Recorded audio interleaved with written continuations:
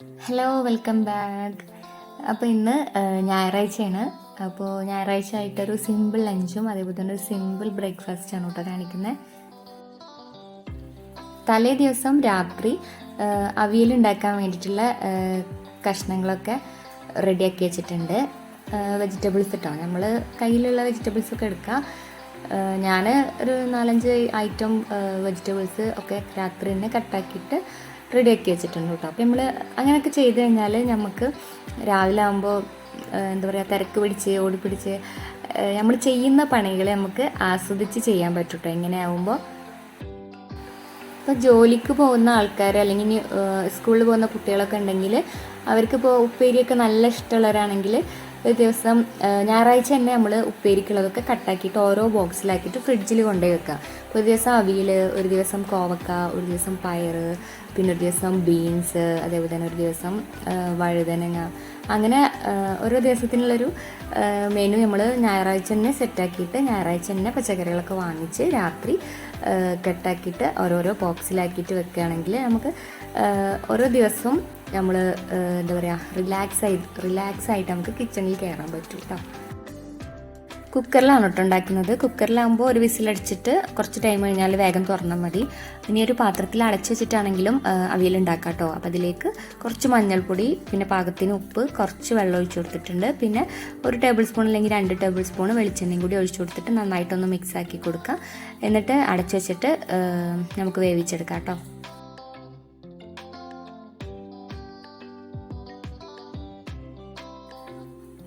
അപ്പോൾ അവിയലിനുള്ളത് അടുപ്പത്ത് വെച്ചിട്ടുണ്ട്. ഇനി ഇതൊരു ചെറിയ കുക്കറാണ് കേട്ടോ. അപ്പോൾ ഇവിടെ കുറച്ച് ചോറേ ആവശ്യം വരാറുള്ളൂ. അതുകൊണ്ട് 1 കപ്പ് അരി എടുത്തിട്ടുണ്ട്. റേഷൻ അരിയാണ് കേട്ടോ. റേഷൻ അരിയും ഇതേപോലെ ഒരു വിസിലടിച്ചിട്ട് അങ്ങനെയല്ല, കഴുകിയതിന് ശേഷം അതിൻ്റെ ഒരു കുക്കറിൻ്റെ ഒരു 1/4 ഭാഗത്തോളം വെള്ളം നിറച്ച് കൊടുക്കുക. എന്നിട്ട് ഒരു വിസിലടിച്ചതിന് ശേഷം ഓഫാക്കുക. ഒരു 10 മിനിറ്റ് ഒക്കെ ആകുമ്പോഴേക്കും നമ്മൾ ഇതിൻ്റെ പ്രഷറൊക്കെ ഒന്ന് കളഞ്ഞിട്ട് വേഗം തന്നെ തുറക്കുക കേട്ടോ. എന്നിട്ട് കുറേ വെള്ളം ഒഴിച്ചിട്ട് ഊറ്റിയെടുത്താൽ മതി. അപ്പോൾ നല്ല ചോറായിട്ട് തന്നെ കിട്ടും കേട്ടോ.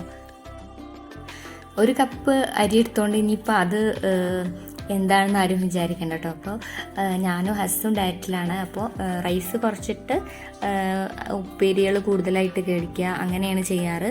പിന്നെ രാത്രി അങ്ങനെ റൈസ് കഴിക്കാറില്ല. എന്തെങ്കിലും സാലഡോ അങ്ങനെ എന്തെങ്കിലുമൊക്കെയാണ് കഴിക്കാറ്. ഒന്നുമല്ലെങ്കിൽ ചപ്പാത്തിയോ അല്ലെങ്കിൽ ഗോതമ്പ് ദോശ അങ്ങനെ എന്തെങ്കിലുമൊക്കെ അങ്ങനെയൊക്കെയാണ് കഴിക്കാറ് കേട്ടോ. അതുകൊണ്ടാണ്.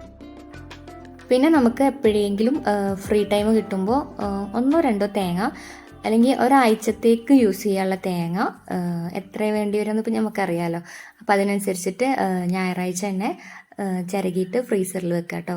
അപ്പോൾ നമുക്ക് ആ ഒരു വീക്കിൽ എന്തെങ്കിലും ആവശ്യങ്ങൾക്കൊക്കെ എടുക്കാനുണ്ടെങ്കിൽ അതിൽ നിന്ന് എടുക്കാൻ പറ്റും. ഇതിലേക്കിപ്പോൾ 1 മുറി തേങ്ങയുടെ ആവശ്യമുണ്ട്. പിന്നെ അതിലേക്ക് 1 ടേബിൾ സ്പൂൺ നല്ല ജീരകം ചേർത്ത് കൊടുക്കുക. പിന്നെ എരിവിനനുസരിച്ചിട്ട് 2-3 പച്ചമുളക് ചേർത്ത് കൊടുക്കുക. പിന്നെ നമ്മളിത് മിക്സിയുടെ ചെറിയ ജാറിലാണ് കേട്ടോ ഇത് അരച്ചെടുക്കേണ്ടത്. അപ്പോൾ അതിൽ കുറച്ച് മഞ്ഞൾപ്പൊടിയും കൂടി ഇട്ട് കൊടുക്കുക. നമ്മൾ ഓൾറെഡി പച്ചക്കറിയിൽ ഇട്ടിട്ടുണ്ട് കേട്ടോ. അപ്പോൾ തേങ്ങയുടെ അതിൽ കുറച്ചിട്ടാൽ മതി. പിന്നെ വെള്ളമൊന്നും ഒഴിക്കേണ്ട കേട്ടോ. വെള്ളത്തിന് പകരം നമുക്ക് കുറച്ച് തൈര് ഒഴിച്ച് കൊടുക്കണം എന്തായാലും. അപ്പോൾ അതിലേക്ക് കുറച്ച് തൈര് ഒഴിച്ച് കൊടുക്കുക. പിന്നെ നമ്മൾ കുക്കറിലിട്ടിട്ട് ഇതൊക്കെ മിക്സ് ആക്കുമ്പോൾ പുളി കുറവുണ്ടോ ഉപ്പ് കുറവുണ്ടോ എന്നൊക്കെ നോക്കിയിട്ട് അപ്പോൾ നമുക്ക് ലാസ്റ്റ് അഡ്ജസ്റ്റ് ചെയ്തിട്ട് പിന്നെയും വേണമെങ്കിൽ ചേർത്ത് കൊടുക്കാം. അപ്പോൾ ഇതിൻ്റെ അരപ്പിലേക്കുള്ള എല്ലാ ഐറ്റംസും റെഡിയാക്കി വെച്ചിട്ടുണ്ട് കേട്ടോ. ഒരു 5-6 ചെറിയ ഉള്ളിയും കൂടി ചേർത്ത് കൊടുക്കാം കേട്ടോ. നല്ലൊരു ടേസ്റ്റ് ഉണ്ടാവും അവിയലിന്. പിന്നെ ഇതാ 3 പച്ചമുളക്, പിന്നെ നല്ല ജീരകം, പിന്നെ തേങ്ങ ആവശ്യത്തിനുള്ള എടുത്തിട്ടുണ്ട്. ഒരു 1/2 കപ്പ് നല്ല കട്ടിയുള്ള തൈരും എടുത്തിട്ടുണ്ട് കേട്ടോ.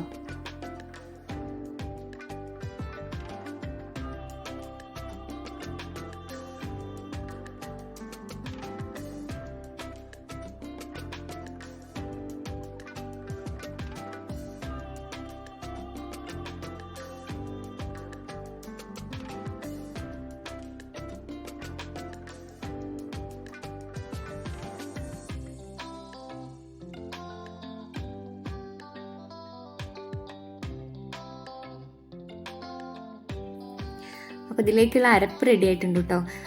നന്നായിട്ട് പേസ്റ്റാക്കി അരച്ചെടുക്കണ്ട കേട്ടോ. ഒരു ചെറുതായിട്ട് നമ്മൾ പച്ചമുളക് അതൊക്കെ ഒന്ന് അതിലൊന്ന് അരഞ്ഞ് കിട്ടണം. ഒന്ന് ക്രഷാക്കി എടുത്താൽ മതി.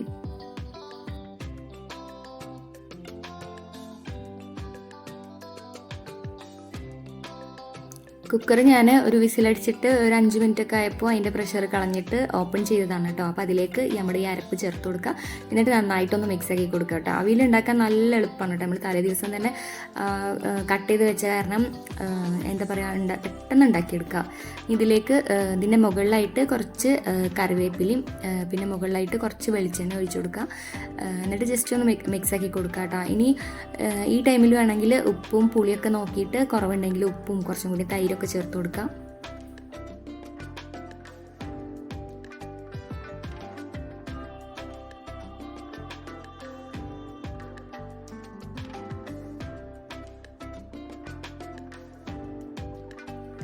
അവിയലും അതേപോലെ തന്നെ ചോറൊക്കെ കുക്കറിൽ വെച്ചതുകൊണ്ട് തന്നെ പെട്ടെന്ന് റെഡിയായി കിട്ടിയിട്ടുണ്ട് കേട്ടോ.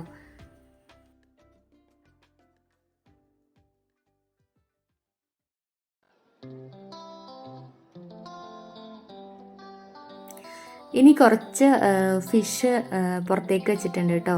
പിന്നെ ഇത് ഐസ് വിട്ടിട്ട് നമ്മൾ ഈ രാവിലത്തെ ആദ്യത്തെ തിരക്കൊക്കെ കഴിഞ്ഞിട്ടാണ് ലാസ്റ്റാണ് കേട്ടോ ഫിഷിൻ്റെ കാര്യം നോക്കുള്ളൂ. അപ്പോൾ ഇത് അതുവരെ വെള്ളമൊക്കെ ഒഴിച്ചിട്ട് ഇത് പുറത്തിരിക്കട്ടെ. അവിയലുള്ള കാരണം ഇനിയിപ്പോൾ കറിയുടെ ആവശ്യമില്ല. അപ്പോൾ ഇത് ഫ്രൈ ചെയ്യാമെന്നാണ് വിചാരിക്കുന്നത്.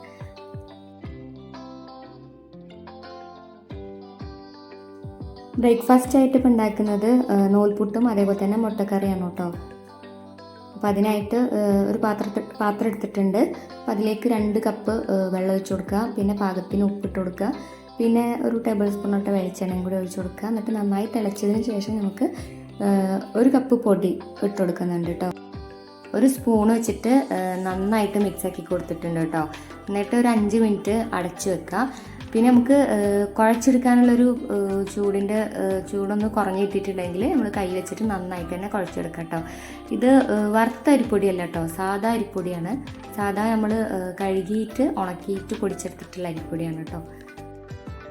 അതവിടെ ഇരുന്നിട്ട് ഒന്ന് തണുക്കട്ടെ കേട്ടോ. ആ ടൈം കൊണ്ട് കോഴിമുട്ട ഒന്ന് പുഴുങ്ങാനായിട്ട് വെക്കാം. ഒരു വിസിലടിച്ചിട്ട് കുക്കർ ഓഫ് ചെയ്തിട്ടാൽ മതി കേട്ടോ.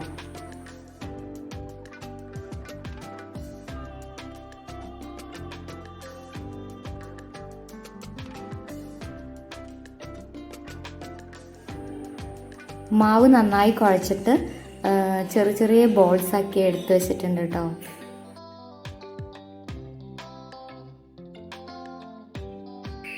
നൂൽപുട്ട് ഉണ്ടാക്കുന്ന ഇതിൻ്റെ ഉള്ളിലൊക്കെ ഒന്ന് ഓയിൽ ആക്കി കൊടുക്കുക കേട്ടോ. അതേപോലെ തന്നെ ഇഡ്ഡലിത്തട്ടാണ് എടുത്തിട്ടുള്ളത്. അപ്പോൾ അതിൻ്റെ ഉള്ളിൽ അതിൻ്റെ ആ ഭാഗത്തൊക്കെ ഒന്ന് ഓയിൽ സ്പ്രെഡാക്കി കൊടുക്കുക.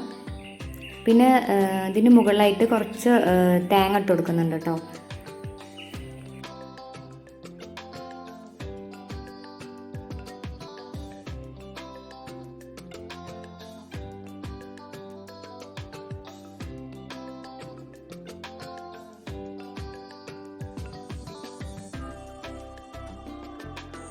ഫ്ലിപ്കാർട്ടിൽ നിന്ന് 2 തരത്തിലുള്ള പ്രൊഡക്ട്സ് വാങ്ങിച്ചിട്ടുണ്ട് കേട്ടോ. അപ്പോൾ ഒന്ന് ചെറുപയർ, പരിപ്പ്, ഉഴുന്ന്, ഇങ്ങനെ കടല അങ്ങനത്തെ ഐറ്റംസൊക്കെ ഇടുന്നത്. പിന്നെ ഒന്ന് ചായപ്പൊടി, കുറച്ച് വലുതായിട്ടുള്ള ഐറ്റംസിൽ അങ്ങനെ കുറച്ച് ചെറിയ ഐറ്റംസ് ഇടാൻ വേണ്ടിയിട്ട് അങ്ങനെയും വാങ്ങിച്ചിട്ടുണ്ട്. അപ്പോൾ അതിൽ ചായപ്പൊടി, അതേപോലെ തന്നെ ചെറിയ ജീരകം, വലിയ ജീരകം അങ്ങനെയുള്ള ഐറ്റംസാണ് കേട്ടോ ഇട്ട് വെക്കുന്നത്. അപ്പോൾ ഒന്ന് കാണിച്ചു തരാം.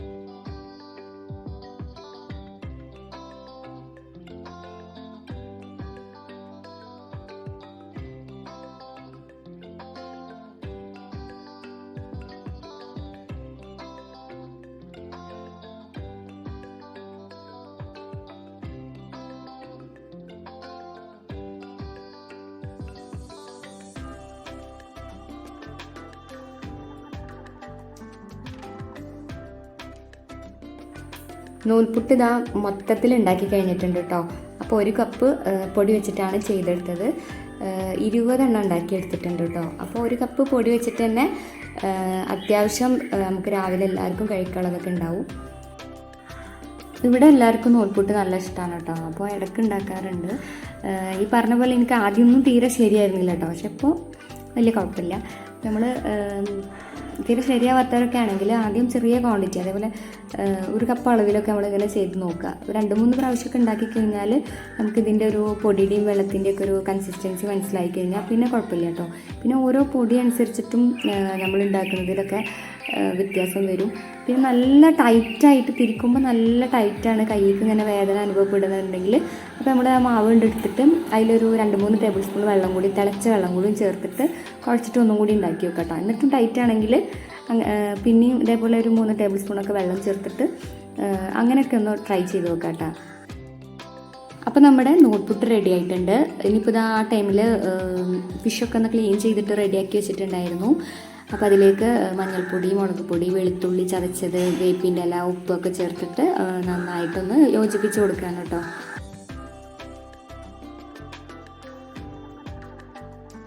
അപ്പോൾ ഇതിൽ ഫിഷ് ഫ്രൈ ചെയ്യണതൊന്നും കാണിക്കുന്നില്ല, വീഡിയോ ലെങ്ത്ത് കൂടും. അതേപോലെ തന്നെ മുട്ടക്കറിയിലേക്കുള്ള സവാള, തക്കാളി അങ്ങനത്തൊക്കെ തലേ ദിവസം തന്നെ ഉണ്ടാക്കി വെച്ചിട്ടുണ്ടായിരുന്നു കേട്ടോ. റെഡിയാക്കിയിട്ട് കുക്കറിൽ തന്നെ റെഡിയാക്കിയിട്ട് മസാല ആക്കി വെച്ചിട്ടുണ്ടായിരുന്നു. അപ്പോൾ അതിലേക്ക് എഗ്ഗ് ഇട്ട് കൊടുത്താൽ മതിയായിരുന്നു.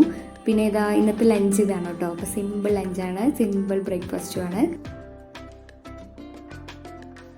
അപ്പോൾ ഇന്നത്തെ വീഡിയോ എല്ലാവർക്കും ഇഷ്ടപ്പെട്ടു എന്ന് വിചാരിക്കുന്നു. അടുത്ത നല്ലൊരു വീഡിയോ ആയിട്ട് വരുന്നത് വരെ ബൈ.